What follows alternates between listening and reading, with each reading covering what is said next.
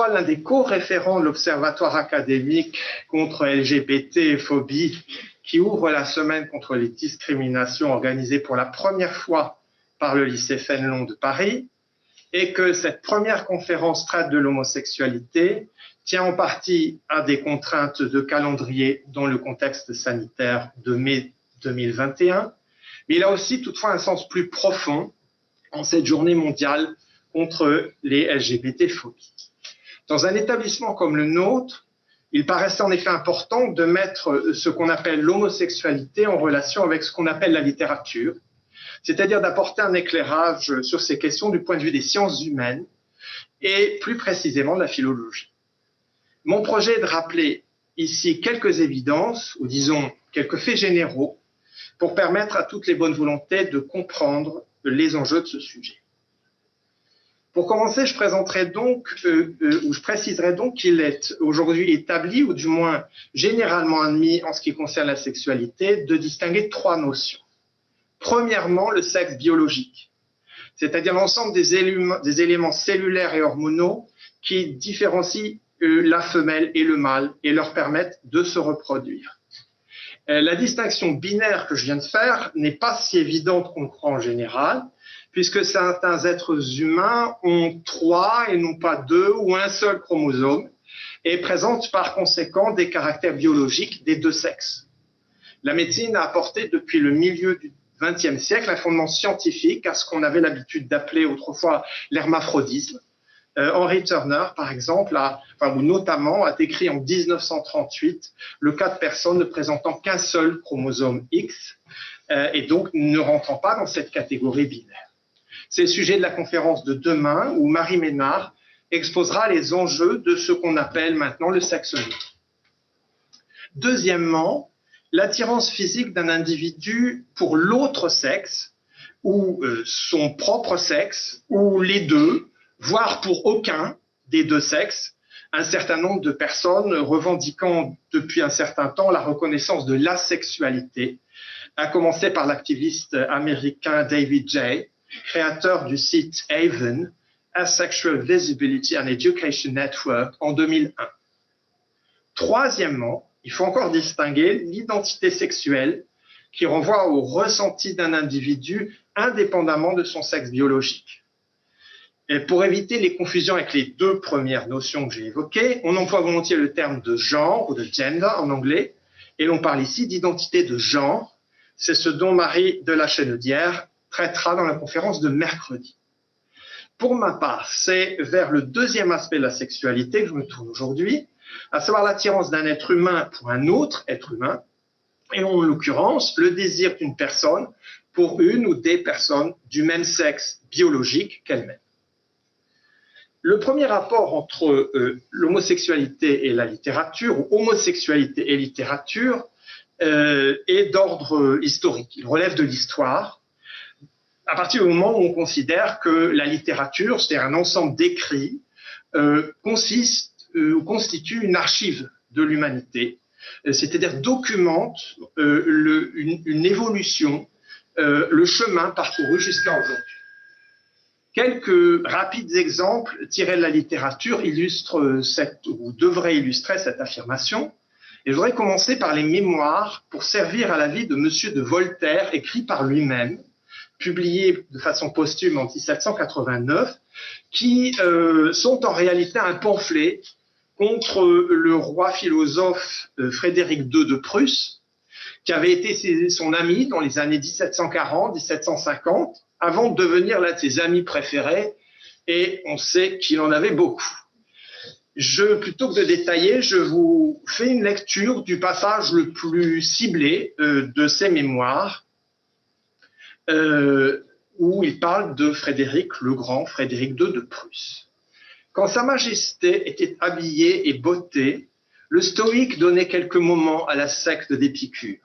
Il faisait venir 2 ou 3 favoris, soit lieutenant de son régiment, soit page, soit éduc ou jeune cadet.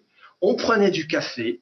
Celui à qui on jetait le mouchoir restait demi-quart d'heure tête à tête. Les choses n'allaient pas jusqu'aux dernières extrémités, attendu que le prince du vivant de son père avait été fort maltraité dans ses amours de passage et non moins mal guéri. il ne pouvait jouer le premier rôle, il fallait se contenter des seconds. Vous voyez que Voltaire use ici de toute l'ironie dont il est capable, et là aussi c'est un maître en la matière, pour se moquer de l'homosexualité du roi qu'il veut discréditer. En même temps, on découvre, on devine ici le monde de l'Ancien Régime, le monde des cours où la chose est sinon courante, du moins connue et admise. J'aurais tout aussi bien pu citer les multiples évocations du goût italien dans les mémoires de Saint-Simon, du vice français dans les lettres de la princesse Palatine, l'épouse de Monsieur Frère du Roi, donc belle-sœur de Louis XIV, Monsieur Frère du Roi étant un homosexuel notoire, et aussi l'homosexualité féminine, par exemple, dans l'histoire de ma vie de Casanova. Dans la littérature du siècle suivant, on trouve également des témoignages discrets, mais incontestables, de l'homosexualité. Par exemple, dans Le Père Goriot, publié en 1834, qui s'ouvre sur la description d'une pension fameuse située non loin d'ici, dans l'actuelle rue Taillefort, c'est-à-dire parallèle à la rue d'Ulm, entre l'ENS et Henri IV en quelque sorte. Une pension qui a longtemps servi et qui sert sans doute encore de modèle pour expliquer ce qu'est le réalisme du XIXe siècle et que beaucoup donc connaissent probablement, la fameuse pension Vauquer, comme l'annonce un écriteau sur lequel il était encore écrit, précise Balzac, pension bourgeoise des deux sexes et autres. De fait, la patronne admet, dit toujours Balzac, dès la première page, des hommes et des femmes, des jeunes gens et des vieillards, sans que jamais la médisance ait attaqué les mœurs de ce respectable établissement. Parmi les autres, Madame Vauquer admet notamment un certain Vautrin, qui se révèle n'être autre que le criminel Trompe-la-Mort, dont un agent de police à sa recherche dira un peu plus tard dans le roman « Apprenez un secret, il n'aime pas les femmes ». En fait, là, on a un très très bon exemple des évocations claires dans la littérature du XIXe siècle et où, en général, ces évocations sont beaucoup plus discrètes, sont discrètes dans la mesure où cette forme d'amour est condamnée alors à la fois par l'Église, par la morale bourgeoise et par la justice, même si le crime de sodomie qui conduisait au bûcher, qui a conduit les dernières victimes de deux homosexuels en 1750, je crois, à être brûlés à Paris, non loin d'ici également, la justice continuait à poursuivre, sous prétexte d'outrage public à la pudeur, les homosexuels jusque finalement le XXe siècle. Si donc ces évocations de la littérature dans la littérature du XIXe siècle sont relativement discrètes, elles se font de plus en plus claires à partir du début du XIXe siècle, du côté féminin, par exemple et en particulier grâce à la série des Claudines, que Colette publie entre 1900 et 1903 sous pseudonyme de son mari, puis en collaboration officielle avec lui, et du côté masculin, pour donner quelques exemples connus, Sodome et Gomorrhe de Proust, le 4e volet de la recherche paru en 1821 et 1827, l'essai de Gide, Corydon, publié sous le nom d'auteur en 1924, le livre blanc de Cocteau en 1928. Donc, vous voyez, pour l'homosexualité masculine, les années 20, qui correspondent à la République de Weimar en Allemagne, sur laquelle j'aurais beaucoup de choses à dire, mais je me retiens. Pour me limiter à la littérature française, de peur de me perdre dans les méandres de la littérature mondiale, en fait, on constate encore une progression, oui, dans le ton, je dirais, à partir de la Seconde Guerre mondiale, avec, pour vous donner 2 ou 3 exemples, Les amitiés particulières de Roger Perfit, paru en 1943, qui est écrit des relations au sein d'un établissement entre jeunes hommes. La même année, 1943, beaucoup plus important, Jean Genet raconte dans Notre-Dame des Fleurs la vie d'un travesti nommé Divine. Et pour aller un peu plus loin, Éric Jourdan, le futur amant et fils adoptif de Julien Green, publie très jeune, il avait 17 ans, Les Mauvais Anges, qui raconte également une histoire entre 2 jeunes garçons qui se terminent, hélas, très mal par, on va dire, un double suicide. Cette tendance s'affirme encore bien évidemment avec la révolution sexuelle de 1968, à partir de laquelle on voit apparaître une littérature, une révolte contre l'oppression, contre la culture dominante, une littérature revendicatrice aussi bien masculine que féminine, on va dire féministe. Là, à partir de là, les exemples sont tellement nombreux que je renonce à citer des titres. Sinon, peut-être, pour rappeler, oui, cet épisode tragique, deux œuvres phares de ce qu'on pourrait appeler les années SIDA, à partir des années 80, à savoir les œuvres d'Hervé Guibert, en particulier Mes parents, qui sont sans doute l'œuvre la plus forte, et puis l'œuvre de Guillaume Dustan, dont les œuvres complètes ont été publiées en mai 2013 pour le tome 1 et en février dernier pour le tome 2 à 2 pas d'ici, au 33 rue Saint-André-des-Arts par les éditions POL. Voilà. J'arrête ainsi cette liste purement indicative, déjà trop longue, parce que l'aspect documentaire et testimonial de la littérature a son importance pour pour légitimer les revendications LGBT+, pour nourrir une réflexion d'ordre historique, mais je n'ai pas l'intention de faire ici un palmarès des auteurs et autrices ayant traité en bien ou en mal de l'homosexualité, non seulement parce que tel catalogue a un côté légèrement cancanier qui n'est pas trop mon genre, si vous me permettez le jeu de mots, mais aussi et surtout parce qu'aux yeux d'un littéraire, la poésie ne se limite pas à l'archive, à sa vertu documentaire. Je voudrais bien plutôt expliquer en quoi consistent les études sur l'homosexualité en littérature, des études qui débutent à peu près en même temps que la littérature homosexuelle revendicatrice dont je viens de parler, donc postérieure à 1968, contemporaine de ce mouvement. Les années, au niveau international bien entendu, on peut dire en effet que les années 1970 marquent un tournant qu'il est légitime d'associer au nom de Michel Foucault, dont l'œuvre est le socle de toutes ces réflexions, me semble-t-il, et en premier lieu, son Histoire de la sexualité, dont le premier tome, ici, date de 1960, a été paru en 1976. Dans cette Histoire de la sexualité, qui est un énorme ouvrage qui s'impose vraiment à tous ceux qui s'intéressent à la question, au moins le premier tome qui pose les bases de toutes ces réflexions, il affirme parmi beaucoup d'autres choses qu'une rupture s'est produite autour de 1800, une rupture dans la conception de l'amour, une rupture dans la conception de la chose, comme on dit. Alors, plutôt que de trop développer, je voudrais vous faire deux citations choisies avec soin pour vous donner un peu d'abord parce qu'on ne peut pas faire mieux que Michel Foucault, et ensuite pour que son aille droit à l'essentiel.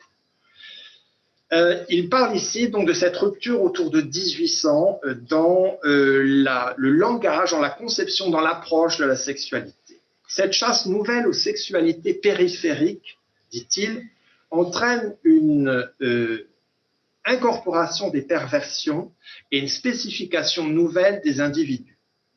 La sodomie, celle des anciens droits civils ou canoniques, était un type d'acte interdit.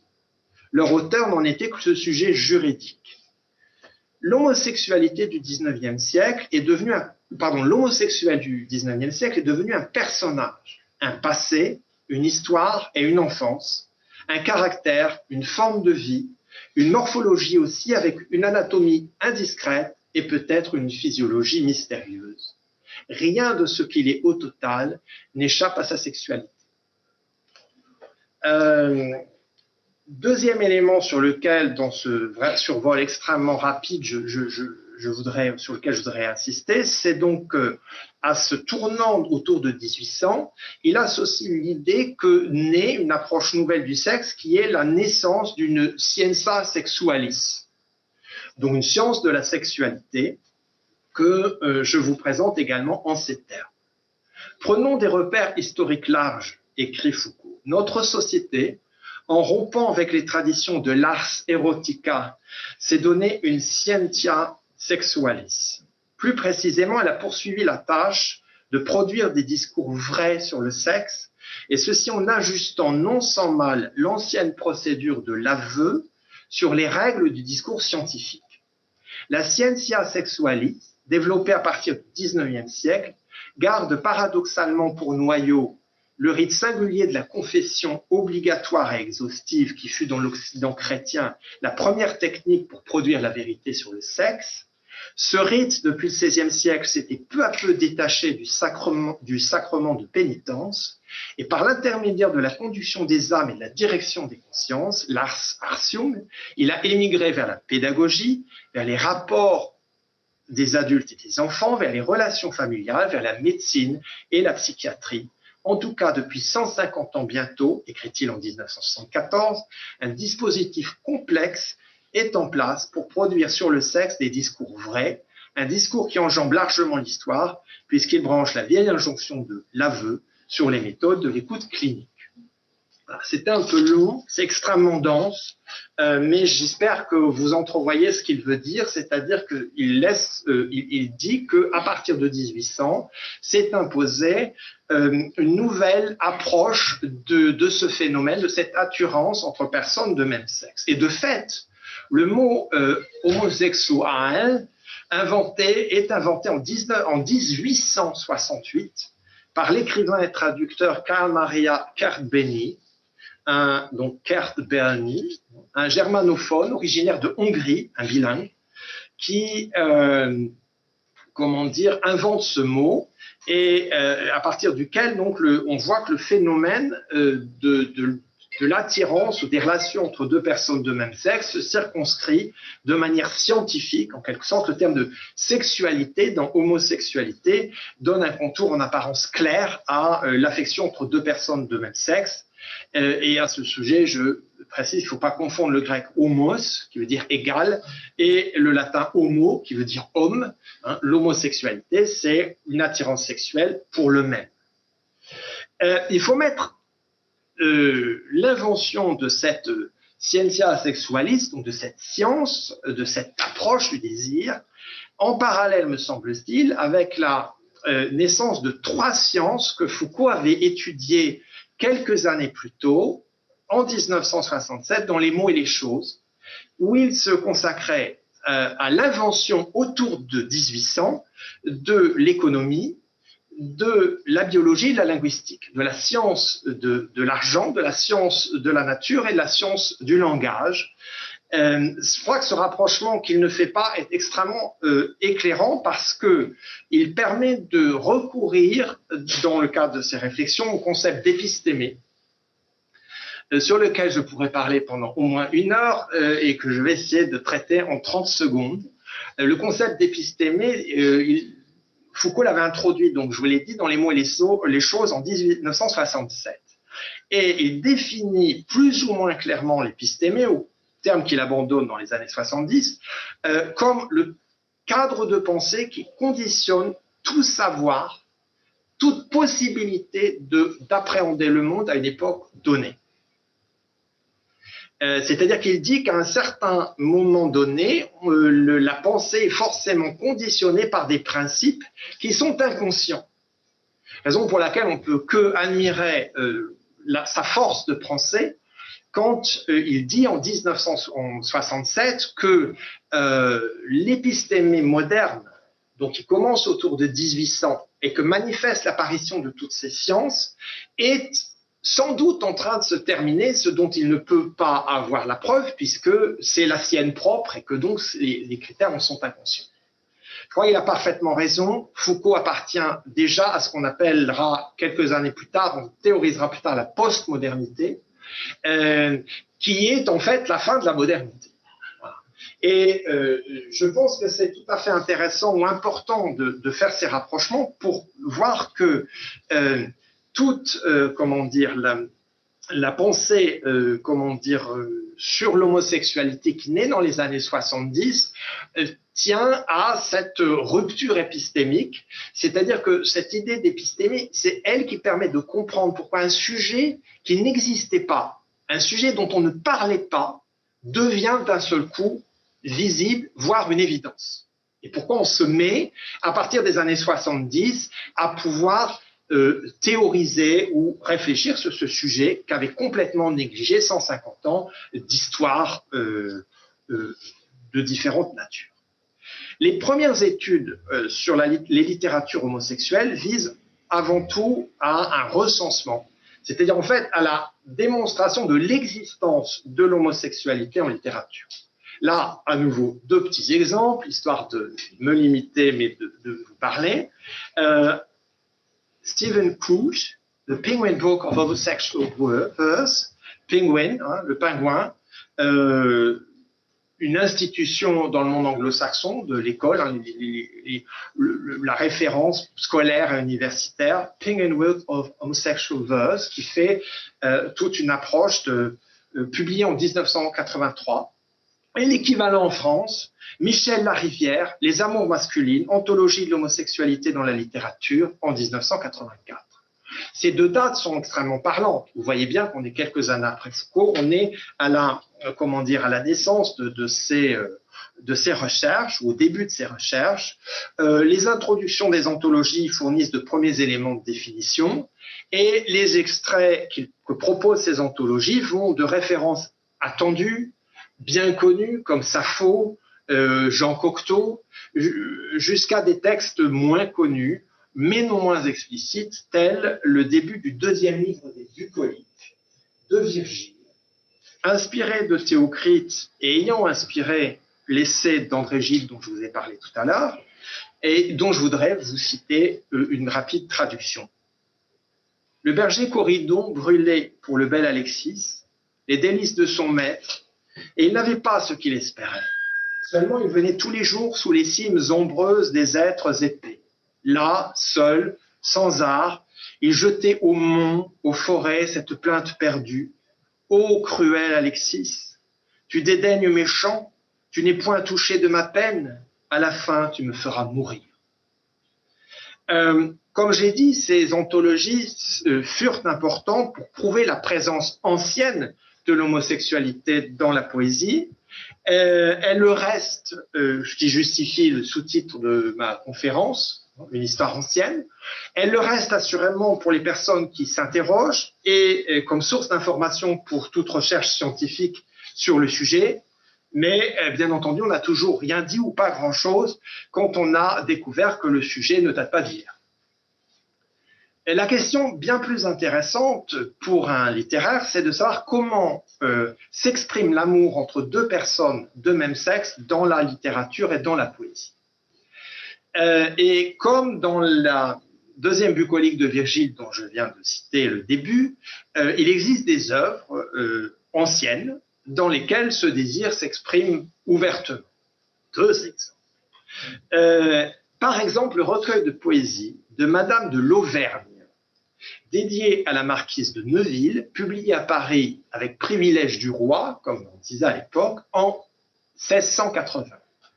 Recueil de poésie de Madame de l'Auvergne, qui contient notamment un sonnet pour Mademoiselle Godefroy, on ne peut plus explicite. Je vous cite les deux tercets qui achèvent le sonnet. Mon cœur qui tant de fois se défendit d'aimer, connûmes que malgré lui, vous alliez l'enflammer.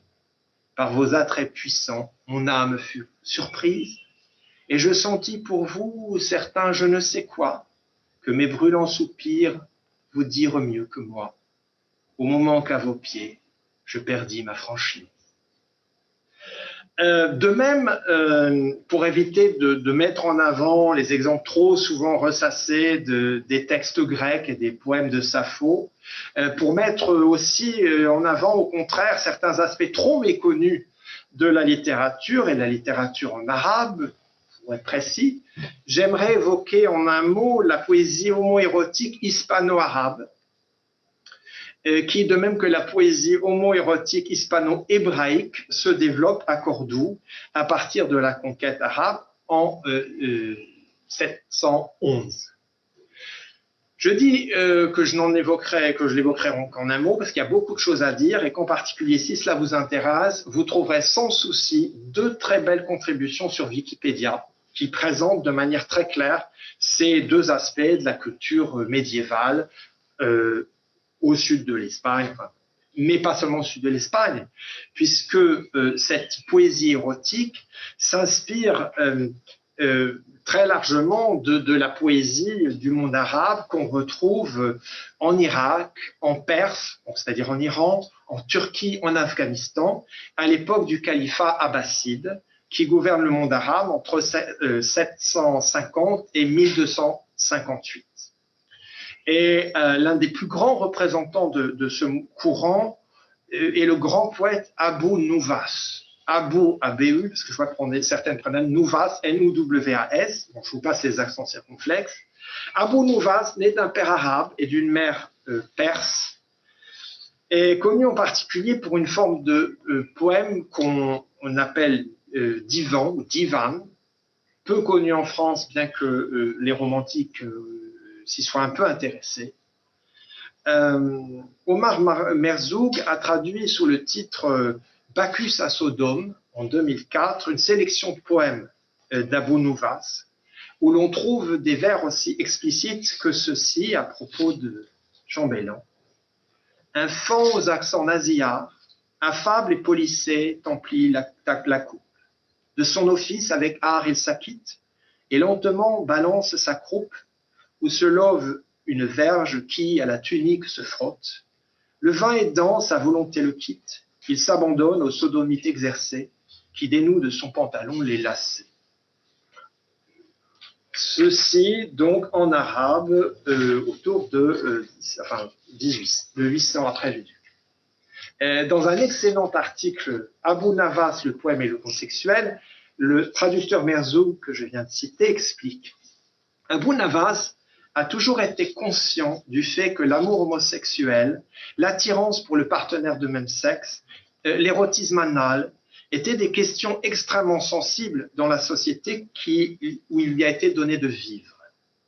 Aussi devrait-on s'attendre à ce qu'il n'en parle pas, ou du moins n'en parle qu'à mots couverts, par allusion dans un langage crypté. Mais tel n'est pas le cas puisque nous possédons de nombreuses tirades, de nombreux vers où l'homosexualité est non seulement évoquée, mais célébrée. Cette remarque est importante en soi et elle est importante également parce qu'elle suppose comme situation courante quand il parle de mots couverts. C'est vrai que le désir homosexuel s'exprime, compte tenu du contexte dans lequel où il naît, il s'exprime souvent de manière cachée. Le meilleur exemple en est sans doute le poète François Villon, surtout connu pour sa Ballade des pendus, qui a publié un certain nombre de ballades absolument incompréhensibles, puisqu'elles sont écrites dans un jargon qui n'est pas de l'ancien français. Et je voudrais prendre le temps d'évoquer ceci. C'est un livre qui est au CDI, le jargon de François Villon, ou le gai savoir de la coquille. Bon, le gai savoir, je pense qu'il y a déjà un jeu de mots, même si ce livre est paru en 1968. Vous voyez, je vous cite les dates de publication pour que vous voyez bien, c'est très précoce quand même dans le mouvement que je suis en train de décrire. Pierre Guiraud s'est fait fort de décrypter ces poèmes incompréhensibles et démontre, je pense, qu'il y a 3 niveaux de lecture. C'est-à-dire que ces ballades parlent simultanément à ceux qui les comprennent. Premièrement, c'est le niveau le plus simple, c'est là où les termes sont le plus proches de l'ancien français. Il parle du crime, du vol, puisque c'est la raison de la Ballade des pendus. François Villon était un poète, certes, mais un contemporain peu recommandable. Elle parle du vol. Deuxièmement, de la tricherie au jeu de cartes. Et troisièmement, du sexe entre hommes. Pierre Guiraud écrit dans sa préface à propos de cette 3e lecture: chacun triche aussi en amour, ou essaie de tricher. Et il faut dire tout de suite que l'amour ici décrit est pédérastique, 1968. Ce qui n'a rien d'étonnant entre gens qui passent le plus clair de leur temps en prison ou en bande courant le grand chemin. il faut dire aussi, tout de suite, insister sur le fait que les relations sexuelles décrites par Villon, si l'on accepte cette traduction, il y en a une deuxième qui est parue plus récemment, non pas simplement des 6 ballades publiées à l'origine, mais de l'intégralité des ballades publiées en jargon. Ces relations sexuelles n'ont rien d'une idéalisation. Le ton relève très clairement de la paillardise. J'ai eu du mal à vous trouver 3 vers que j'ose lire. Et le moi lyrique ne cesse de mettre en garde contre les dangers de ces amours ou de cette forme de relation. Ainsi, selon Guiraud, pour vous expliquer comment ça fonctionne, les 3 premiers vers de la ballade 4 peuvent vouloir dire ou disent tout à la fois. Premièrement, il s'agit du vol. Gaillard, piqueur de sceaux qui relevait les empreintes pour dévaliser les églises, allez planter ailleurs vos femmes et vos sceaux. Sceaux de ces. Deuxième lecture, suivant le sens qu'on donne au terme, en fonction de la politique. Deuxième sens, où il s'agirait des jeux de cartes. Sceaux-piqueurs qui garnissaient les gros jabots pour tondre les écus, allez jouer ailleurs. Troisième sens, si on donne encore un sens différent aux termes ou qu'on les comprend différemment, Sceaux-piqués qui tamponnaient les riches postérieurs pour nettoyer vos poissons, allez baiser ailleurs. Donc là, je voulais vous citer cet exemple parce qu'on a l'exemple extrême de la codification de l'évocation de l'homosexualité en littérature pour que les autres ne puissent pas comprendre. Je ne peux pas m'attarder sur les détails de cette démonstration vraiment passionnante, ni sur ce que signifie cette langue de l'amour homosexuel à la fin du Moyen-Âge, énormément de choses à dire.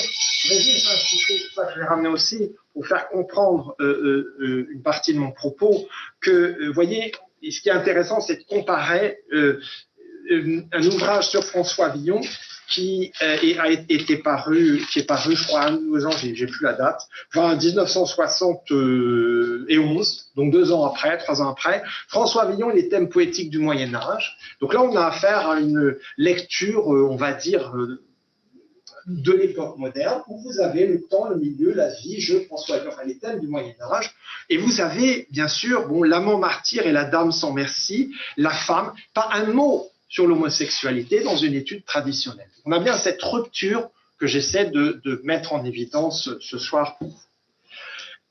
Depuis donc les années 70, une bonne part des études menées sur la littérature ou les littératures homosexuelles consistent donc à découvrir le sous-entendu, le double sens, les signes homosexuels, pour reprendre l'expression de Harold Beaver, dans un article fondateur des Gay Studies, Homosexual Sign in Memory of Roland Barthes, ce qui n'est pas étonnant, Roland Barthes, paru en 1981, ce qui ne nous étonne pas, non seulement parce que, hélas, Roland Barthes a été écrasé par un camion, mais parce qu'on est bien au moment où se joue tout ce tournant dont je vous parle.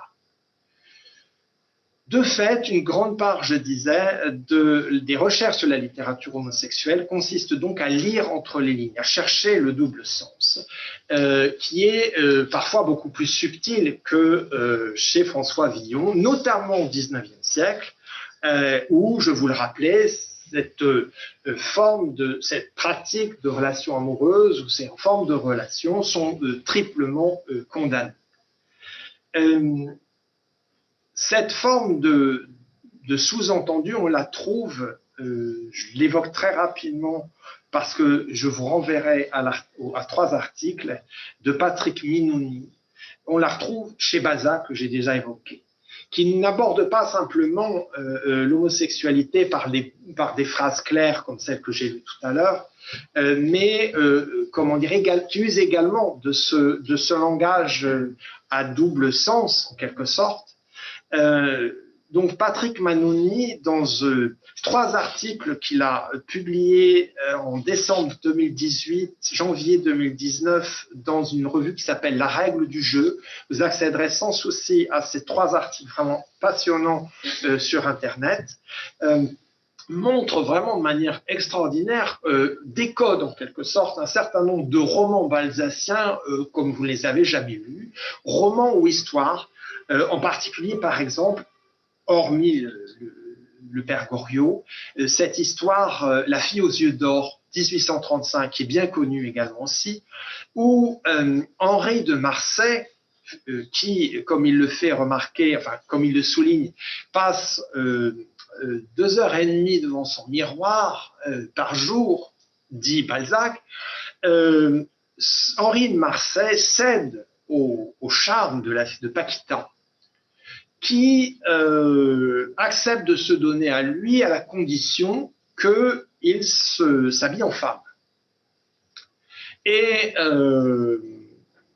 comment dire, Paquita elle-même étant assez clairement lesbienne.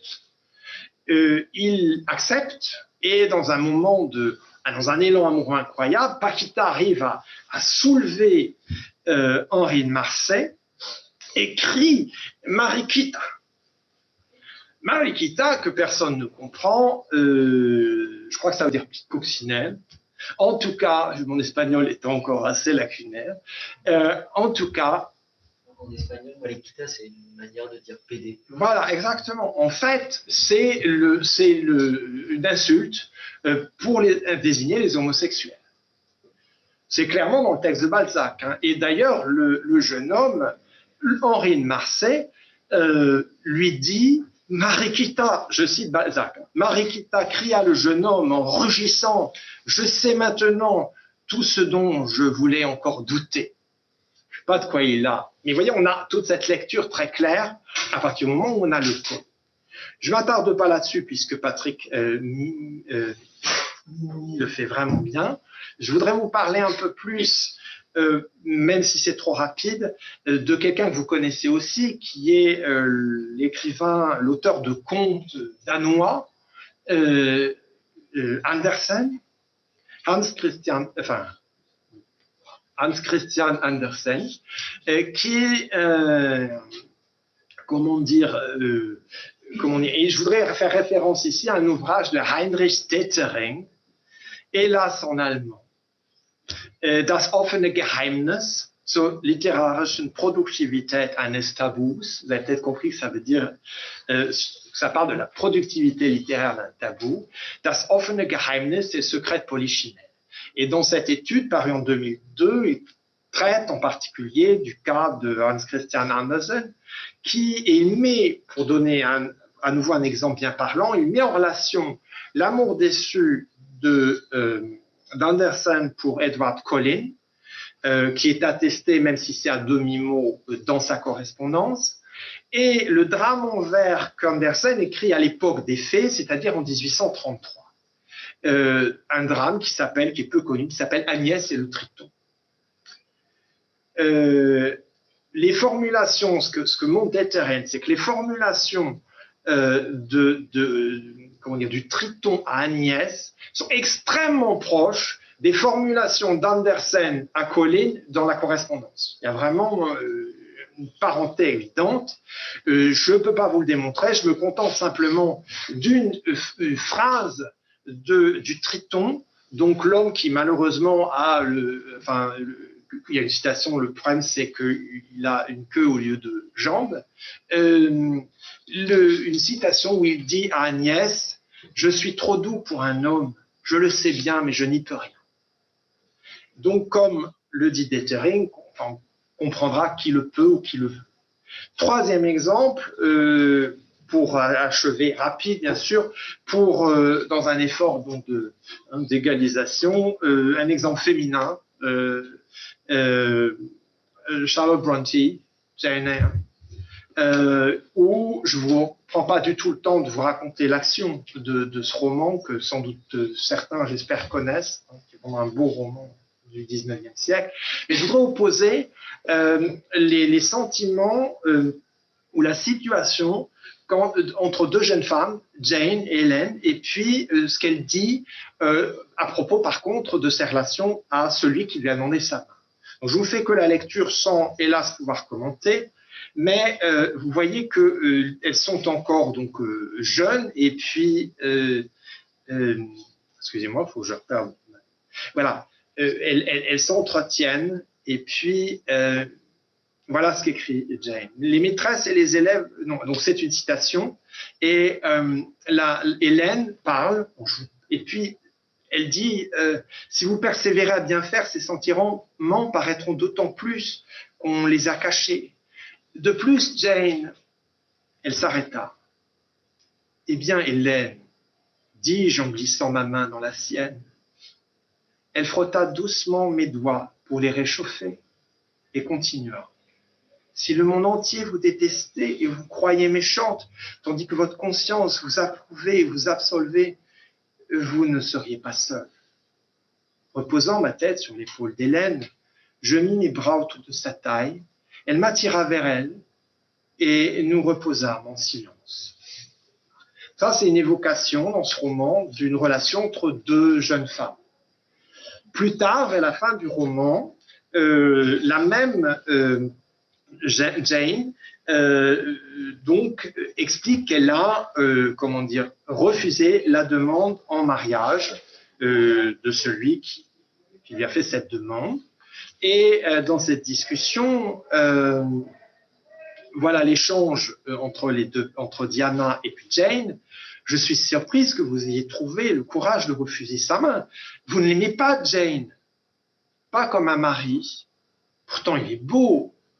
Et puis, continuais-je, bien que je n'ai à présent qu'une amitié fraternelle pour lui, je sens que si j'étais forcée de devenir sa femme, je pourrais concevoir une sorte d'amour inévitable, étrange, torturant, parce qu'il est si plein de talent et qu'il a en lui je ne sais quel air de grandeur héroïque. Vous voyez qu'on a, quand on lit entre les lignes, des discours complètement différents et donc une façon d'évoquer l'homosexualité dans la société, en l'occurrence ici victorienne, mais comme disait Michel Foucault au début de son histoire de la sexualité, nous sommes tous, nous autres victoriens, nous sommes tous victoriens.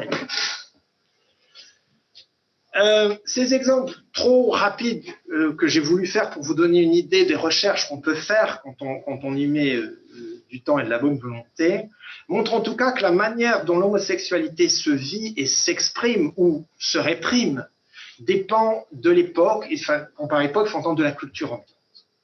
Et dans un troisième et dernier temps, je voudrais donc présenter quelles analyses on peut entreprendre de la littérature homosexuelle.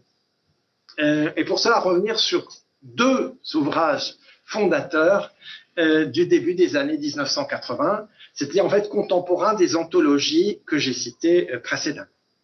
Il s'agit tout d'abord d'une étude que le sociologue allemand Niklas Luhmann, L-U-H-M-A-N, N-N, bien sûr, allemand, et Niklas Luhmann a publié en 1982 sous le titre Liebe als Passion, traduit très mal d'ailleurs par amour comme passion. En fait, ce qui intéresse Luhmann dans cet ouvrage, ce n'est pas le besoin physique, le désir sexuel, ce n'est pas ni le besoin physique, ni le désir lui-même, c'est le langage amoureux, ou plus exactement le cadre social qui conditionne la vie et la langue amoureuse. Je vois des froncements de sourcils, j'essayais d'être plus clair. Pour lui, en fait, donc pour Luhmann, sociologue, le discours amoureux s'énonce en fonction d'un code qui évolue au fil du temps en réponse à des modifications sociales. Et par exemple, il reprend à son compte l'idée que l'amour courtois au Moyen-Âge se définissait comme une union mystique entre l'homme et la femme, reposant sur les notions de respect, de maîtrise de soi, de service rendu. Selon lui, cette symbolique, cette sémantique de l'amour, dit-il, il parle de sémantique de l'amour, change radicalement au début du XVIIe siècle. Il faut mettre ça en rapport, lui ne le fait pas, mais avec l'évolution des techniques de contraception, enfin des choses qui concernent les historiens plus que les littéraires. En tout cas, cette symbolique, cette sémantique de l'amour, évolue au début du XVIIe siècle où l'amour devient d'un seul coup l'inverse de la raison. À la maîtrise de soi du Moyen-Âge succède comme idéal maintenant l'abandon dans l'excès en dehors du mariage. Et la situation change à nouveau radicalement selon lui à la fin du XVIIIe siècle, c'est-à-dire quand s'amorce la modernité telle que l'a définie par exemple et notamment Foucault. Luhmann consacre 2 chapitres. Alors, le livre est traduit. Je vous dis très mal, mais il est traduit. Donc, si ça vous intéresse, il faut le lire. Luhmann consacre 2 chapitres importants à l'amour romantique, par opposition à ce qu'il appelle l'amour-passion du XVIIe, XVIIIe siècle, qui offre de nombreuses pistes pour l'analyse de la symbolique, de la sémantique amoureuse, puisque, en fait, il en ressort que le mariage, à partir du XIXe siècle, ne visant plus à entretenir des cercles fermiers aristocratiques, mais servant au contraire à fonder de nouvelles dynasties, le lien entre les époux doit trouver sa justification en lui-même. C'est-à-dire que l'idée qu'on s'aime devient fondateur du mariage. C'est une idée complètement neuve à partir de plus ou moins 1800. Et l'amour devient, si vous voulez, le fondement idéalisé du mariage, dans cette logique capitaliste ou bourgeoise. Et même s'il n'évoque pas l'amour homosexuel, ce qui en soi est révélateur, je trouve, ces analyses restent extrêmement précieuses pour analyser la conception de l'amour à l'époque moderne, c'est-à-dire la définition du désir homosexuel par opposition à l'amour bourgeois. C'est pas une opposition évidente. C'est une position propre à l'époque moderne, dont l'expression la plus forte, peut-être, vous la trouverez dans les sonnets de Pasolini, qui définit clairement son amour pour le jeune Davoli, comme, enfin surtout qu'il l'a quitté pour une femme.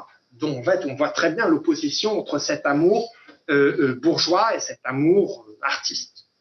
Je n'ai pas le temps de vous évoquer, mais je vous renverrai à... si vous voulez, là je vous parlais de Pasolini en un mot qui marque la fin à ce moment de cette conception, de ce lien, de cette conception de l'homosexualité en littérature. Le début, selon moi, c'est Platen, P-L-A-T-E-N, un poète très peu connu en France, mais pourtant il est traduit, qui est, qui a sans doute publié la première manifestation de cette conception de l'homosexualité en littérature autour de 1825. Je ne vous en parle pas, puisque si ça vous intéresse, j'ai publié un article sur cette question il y a quelques années dans les cahiers d'études germaniques, et comme c'est en français, vous n'avez aucune excuse. Et puis surtout, je voudrais plus vous parler plutôt que de moi du deuxième ouvrage qui me paraît fondateur qui me paraît essentiel d'évoquer, c'est Between Men. Un ouvrage de celle qui passe pour l'initiatrice des Gay and Lesbian Studies, ou des Queer Studies, à savoir Eve Kozlowski Sedgwick. Un livre qui date, Sedgwick, ça s'écrit S-E-D-G-W-I-C-K. Ce livre date de 1985, ce qui ne nous étonne plus. En fait, à partir d'exemples tirés cette fois-ci de la littérature anglo-saxonne, non pas germanique, Shakespeare, Sterne, Dickens, Thackeray, George Eliot, pour citer les plus importants et les plus connus, Sedgwick propose une analyse précoce, puisqu'on est en 85, de ce que, de ce qu'elle baptise à la suite de la sociologue Jane Lipman Blumen, elle appelle homosocial desire, le désir homosocial. Cette expression qui est particulièrement intéressante, désir homosocial, parce que, en fait, si elle n'emploie pas le terme homosexuel, parce qu'elle ne traite pas de sexualité, mais de formes d'attirance entre les hommes qui ne passent pas par une relation sexuelle. La nuance est essentielle, extrêmement instructive pour le propos, parce qu'elle permet de se rendre compte que lorsqu'on parle d'homosexualité en littérature, le terme en fait ne se limite pas à la stricte sexualité, mais qu'il désigne plutôt de manière floue des sentiments pour des personnes de même sexe. En fait, la peinture de l'acte sexuel ou du passage à l'acte, si vous me permettez, n'est même pas sans doute essentielle pour définir la littérature dite homosexuelle, qui ne se réduit en aucun cas à ce qu'on appelle la littérature érotique. En fait, le désir sexuel s'inscrit dans un concept plus court, plus large de désir tout court. C'est un des avantages des dénominations telles que Queer Studies, qui pose le problème que même si le terme est accepté par les personnes concernées, voire revendiqué, quand même est au départ pas forcément un terme extrêmement positif, mais au moins qui évite le recours à l'idée de sexualité, et qui pose problème en français parce que en fait on a du mal à trouver, on pourrait dire au mot érotique, mais le problème c'est que la littérature érotique a un certain sens, donc du coup on est un peu gêné pour dénommer ce type de situation, de texte. Pour citer un dernier exemple, un tout dernier exemple, mais non des moindres, afin d'illustrer mon propos, je voudrais mentionner Shakespeare dans les sonnets, qui sont souvent cités comme l'un des plus grands exemples de poésie gay. Alors, outre qu'il vaudrait mieux parler de bisexuel, en fait, dire que c'est une poésie gay est quand même une interprétation extrêmement réductrice. Ces sonnets, en fait, s'adressent à deux personnes différentes. Les sonnets 1 à 126 sont adressés à un jeune aristocrate qui inspire l'amour idéal, idéalisant, et les sonnets 127 à 152 sont adressés ou consacrés à une femme lubrique, The Dark Lady, qui suscite une passion sensuelle assez avilissante. C'est pour ça que je parlais de bisexuel. Comme je n'ai pas, une fois de plus, je le répète et je désole, le temps de développer même rapidement mes exemples, je vous renvoie ici à un article lumineux, vraiment lumineux, publié par Anthony Mortimer, qui est professeur de littérature anglaise, ou qui était professeur de littérature anglaise à l'université de Fribourg. Un article publié dans le journal suisse Le Temps, le 26 mars 2016. Et comme précédemment, pour aller à l'essentiel, plutôt que de paraphraser, je le cite. Il écrit à propos des sonnets de Shakespeare, l'erreur fondamentale de cette approche biographique résulte d'une méconnaissance de la nature et de la fonction de la première personne dans la poésie d'une époque, le XVIIe siècle, où le jeu lyrique était avant tout une création littéraire dont les propos ne reflétaient que partiellement ou indirectement le réel vécu de l'auteur. Et cette observation est particulièrement pertinente quand il s'agit d'un dramaturge, Shakespeare, qui de toute évidence était parfaitement capable d'imaginer une expérience qui ne fut pas la sienne. Les sonnets ne constituent pas une tranche d'autobiographie, mais plutôt un monologue dramatique où le poète s'adresse directement à son bien-aimé sur un ton si intime qu'on croirait lire des extraits d'une correspondance privée où manquent les réponses. Vous voyez, c'est bien dit, je préférais le lire lui, et je pense que vous comprenez pourquoi on ne peut pas, se contenter de présenter ça rapidement en disant « Mon Dieu, grande manifestation de la littérature homosexuelle, gay, encore plus anachronique comme terme pour Shakespeare. » En fait, si l'on veut trouver des évocations, oui. Vous avez le titre de l'article. L'article, il faut taper Anthony Mortimer, je dois l'avoir quelque part, mais pas sous les yeux. Mais je vous le donnerai volontiers. Mais Mortimer, M-O-R-T-I-M-E-R, je crois qu'on le trouve assez facilement sur Internet.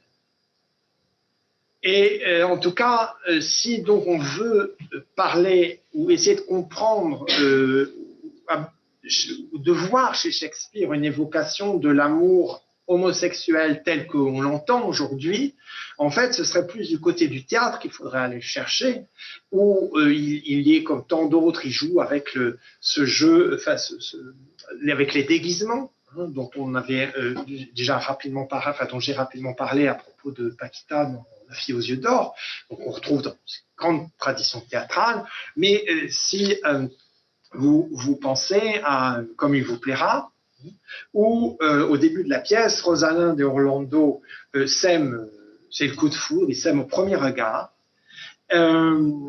et pour éprouver le jeune homme, Rosalind va à sa rencontre sous l'apparence d'un homme qui s'appelle Ganymède. Je vous rappelle, pour ceux qui ne le sauraient pas, que Ganymède, c'est le jeune homme dont Zeus est tombé amoureux et pour lequel il s'est transformé. Donc, elle se présente sous l'apparence d'un jeune homme qui doit plaire aux hommes. Et de fait, Orlando, son amoureux, ne la reconnaît pas. Et donc, il entame une discussion et afin de tester son amour pour voir s'il l'aime vraiment, elle lui fait mine de lui conseiller de ne plus aimer et elle se propose de jouer son propre rôle pour l'aider à la tâche. Donc, on voit vraiment une ambiguïté dans les rapports sexuels, dans les sentiments qu'on éprouve les uns pour les autres, en se rendant compte que, donc, dans la pièce, Orlando parle d'amour tout en pensant s'adresser à Ganymède, un jeune homme rencontré dans la forêt. Et là, on a sans doute une vision beaucoup plus intéressante du type de relation qui existait dans la société, on va dire, du XVIIe siècle. Une espèce de confusion des sentiments qu'on ne peut pas expliquer à partir des critères de l'époque moderne, de l'épistémé moderne. Et donc, pour conclure ce tour d'horizon, j'aimerais esquisser en 5 minutes les perspectives qui s'ouvrent aujourd'hui, selon moi, dans ce type de recherche, en justifiant les S que j'ai ajoutés aux 2 concepts en jeu dans le titre et que Maxime n'a pas vu ou a oublié. Des S que je n'ai ajoutés non pas dans un souci d'écriture inclusive, mais dans un souci de pluralisme. Car comme on vient de le voir, à partir du dernier exemple, si Shakespeare appartient assurément à la littérature mondiale, il est l'un des grands noms de la littérature mondiale, il n'en reste pas moins que la littérature au sens où l'entend la modernité n'existait pas en son temps. La littérature, là nouveau, je renvoie à mon ami Michel Foucault, qui ne fait qu'une allusion à la fin des mots et des choses. Je ne vais pas répéter les 4 sciences que j'ai déjà évoquées, mais il évoque tout à la fin des mots et des choses le fait que la littérature telle que nous la comprenons encore aujourd'hui est elle aussi la conséquence de ce changement épistémique autour de 1800. Et qu'avant, quand on parlait des belles lettres, on ne pensait pas la littérature telle que maintenant. Donc, si vous voulez, il faut mettre un S à littérature, non seulement parce qu'il y a différentes littératures dans l'espace, hein, du point de vue géographique, mais aussi différentes littératures dans le temps. C'est-à-dire que la fonction et le sens de la littérature, de la poésie, n'est pas le même en fonction des époques auxquelles on s'intéresse. Et par conséquent, ce qu'il faut éviter, c'est de lire des textes qui sont anciens en plaquant notre grille de lecture, mais bien plutôt essayer de comprendre ce qu'on pouvait vouloir dire à l'époque pour enrichir notre propre compréhension de ces relations qui peuvent exister. Et puis, je vois aussi plusieurs raisons de mettre un S à homosexualité, de le mettre au pluriel. D'abord parce que on dit gay et lesbien, en général, il faut les distinguer, effectivement. On ne peut pas assimiler entièrement, malgré l'effort que j'espère vous avez vu que j'ai fait depuis presque 1 heure pour traiter la thématique de manière commune, on ne peut pas, en dernière fin, vraiment traiter les 2 de la même manière parce qu'ils sont perçus différemment par la culture dominante. De toute façon, les femmes étant, ça c'est évident, moins représentées dans le canon littéraire de manière générale, il est évident que par conséquent, on a moins de chances de trouver dans la littérature, dans le canon littéraire, des œuvres traitant de l'homosexualité féminine par des femmes. Ce qui fait que vous voyez bien que l'une des caractéristiques de la littérature homosexuelle, c'est que pour féminine, donc lesbienne, saphique, on disait avant, et que pour une grande part, elle a été écrite par des hommes. Ce qui en soi n'est pas un souci ou un problème, puisque comme Shakespeare, un homme de théâtre, un écrivain est probablement un grand écrivain s'il est capable de non pas simplement dire ce qu'il pense, mais se projeter dans la sensibilité d'autres. Mais qui quand même influence clairement la manière d'en écrire à partir du moment où du coup la peinture de l'amour lesbien est un fantasme. Vous allez me dire, on le voit bien dans la littérature du 19e siècle, l'homosexualité masculine peut être aussi un fantasme de l'écrivain masculin, mais c'est un fantasme négatif contre lequel on se défend. Alors que dans la littérature, comment dire, où il est question de relations entre femmes, c'est un fantasme au vrai sens du terme, c'est-à-dire quelque chose sur lesquels Alors, deux exemples pour évoquer ce que je veux dire. Christabel de Coleridge, une ballade, 1797-1800, dont je ne vous parle pas, mais allez la lire si ça vous intéresse. Vous allez voir un homme qui parle, Christabel, donc du grand romantique anglais, Coleridge. Et puis, trois poèmes qui sont au cœur des Fleurs du Mal. Les Fleurs du Mal de Baudelaire, qui en fait avait, avant de commencer les Fleurs du Mal ou de les faire aboutir, il avait nourri le projet d'un recueil qui se sera appelé Les Lesbiennes, auquel il renonça finalement. Et vous avez au cœur de ce recueil Lesbos, Delphine et Hippolyte, et puis Femme damnée. Vous voyez une peinture de l'homosexualité féminine fantasmée du point de vue d'un poète masculin. Donc il y a déjà cette première raison qui mérite qui fait qu'on doit mettre un S à homosexualité. Mais ensuite, il faut, c'était tout le sens, je pense, enfin vous l'aurez compris, j'imagine, de ce que je voulais montrer, c'est que l'homosexualité est différente selon les époques, ou elles sont différentes selon les époques. Et en fait, comme je disais, il faudrait trouver un autre thème, parce que un autre terme que homosexualité, au moins en français, puisque en fait, ce qu'on voit, c'est que la diversité des formes que peut prendre l'attirance, le désir, l'affection entre deux êtres de même sexe, en fait, l'amour entre deux personnes de même sexe ne se définit pas nécessairement par rapport à la procréation, par rapport au mariage, qui sont notre façon de concevoir ça, ou qui était la façon de concevoir ça à l'époque moderne. Le désir entre deux personnes n'implique d'ailleurs pas nécessairement une relation d'ordre sexuel. Il existe de nombreuses sociétés où les individus partagent moins, disons pour le dire rapidement, passent moins de temps avec des gens de l'autre sexe qu'avec les gens de leur propre sexe. Et où de ce fait-là, l'idée d'affection, l'idée de désir demande à être interrogée par-delà le cadre de la sexualité. Donc, vous voyez, ça prend beaucoup d'aspects différents.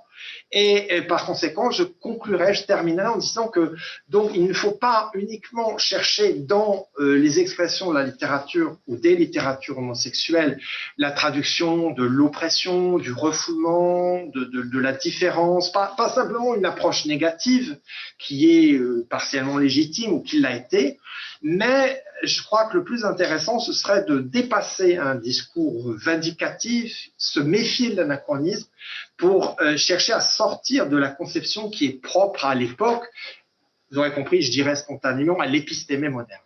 Et je pense que c'est ça que la littérature, notamment la poésie, permet de faire, parce que la littérature donne forme au désir. Elle l'exprime de manière idéale et donc elle contribue à former les images, les paroles de l'amour et la manière dont on vit sa propre vie.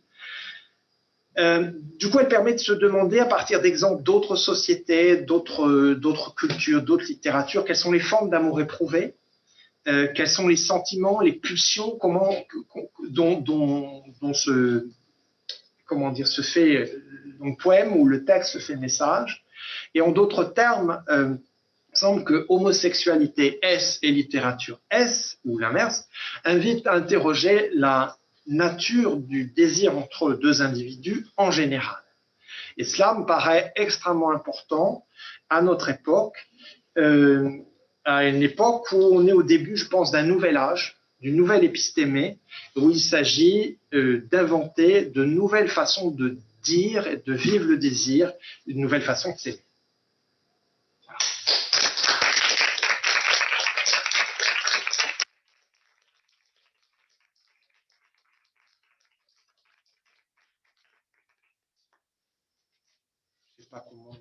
Il y a peut-être des questions dans la salle. Ou dans la salle virtuelle, peut-être chez Thibaut, si des questions. Pas de questions pour l'instant dans la salle virtuelle. Je crois que j'ai assommé tout le monde. Non, un grand merci à vous, M. Weimann, vraiment pour cette conférence de grande qualité, de haut vol. Merci à vous tous. S'il n'y a pas de questions, je propose.